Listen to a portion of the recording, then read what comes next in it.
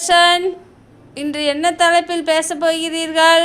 என் இனியவர்களுக்கு இனிய வணக்கம். இன்று நான் பார்க்க போகும் தலைப்பு கோலம் பற்றி இப்பொழுது உங்களுக்கு கூறப்போகிறேன்.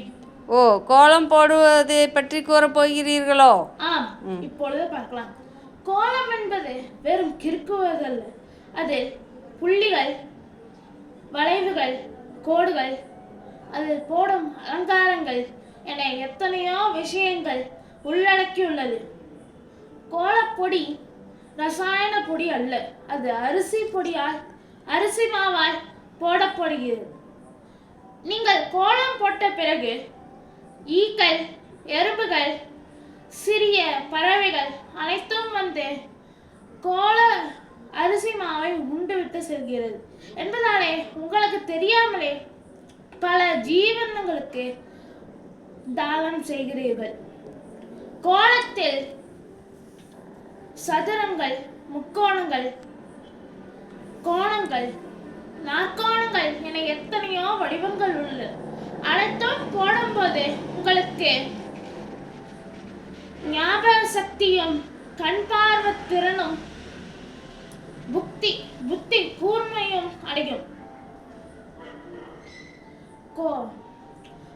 ஒரு வீட்டில் வாசல் தொளித்து கோலம் போட்டிருந்தால் அவர்கள் வீட்டில் உள்ளவர்கள் வீடு மகிழ்ச்சியுடன் இருப்பது என்பதை உணர்த்தும்.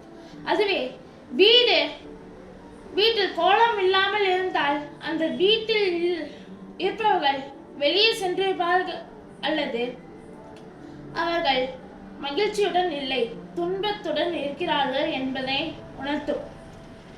ஒரு வீட்டின் வாசல் தொளித்து கோலம் போடுவது நம் வீட்டை கடந்து எத்தனையோ நேர்மறை ஆற்றல்கள், எதிர்மறை ஆற்றல்கள் சென்றிருக்கும். அதையெல்லாம் வாசலிலே தடுத்து நிறுத்தி வைப்பதுதான் கோலம். பலர் வீட்டில் வரவேற்பு என்ற படங்களை வாசலில் தொங்க விட்டிருப்பார்கள். ஆனால் இது தெருவில் இருந்தே உங்களை வரவேற்கும். ஒரு காலையிலேயே கோலம் போட்டுவிடுவார்கள். எதற்கென்றால் ஒருவர் வீட்டை விட்டு வெளியே வேலைக்கு செல்வார்கள் என்றால் அவர்கள் காலையிலேயே கோலம் போட்டுவிடும். ஏனென்றால் வேலைக்கு செல்பவர்களின் எதிர்மறை ஆற்றலை இழுத்துவிட்டு அவர்களுக்கு நேர்மறை ஆற்றலை கொடுக்கும் அந்த கோலம் போடுவர்களை சாதாரணமாக என்று நினைத்து விடுவார்கள். அவர்கள் கலைஞர்கள். ஏனென்றால் கோலம் போடுவது அவ்வளவு எளிதல்ல. 2 கைகளையும் எப்படி மடக்கி பல வடிவங்களை கொண்டு வருவார்கள். ஒரு வீட்டில் மகிழ்ச்சியாக இருப்பது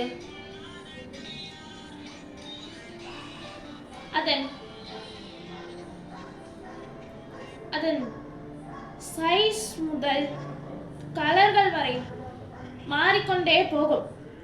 இருந்தால் அந்த வீடு மகிழ்ச்சியுடன் சந்தோஷமாக இருப்பதை உணர்த்தும்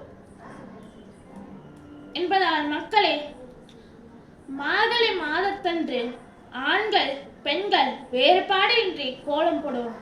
மார்கழி மாதம் மட்டுமல்லாமல் எல்லா மாதமும் கோலம் போட்டு இறைவனை வழிபடுவோம். மேலும் பல ஆன்மீக தகவல்கள் தெரிந்து கொள்ள நமது யூடியூப் சேனலை சப்ஸ்கிரைப் செய்து வைத்துக் கொள்ளவும்.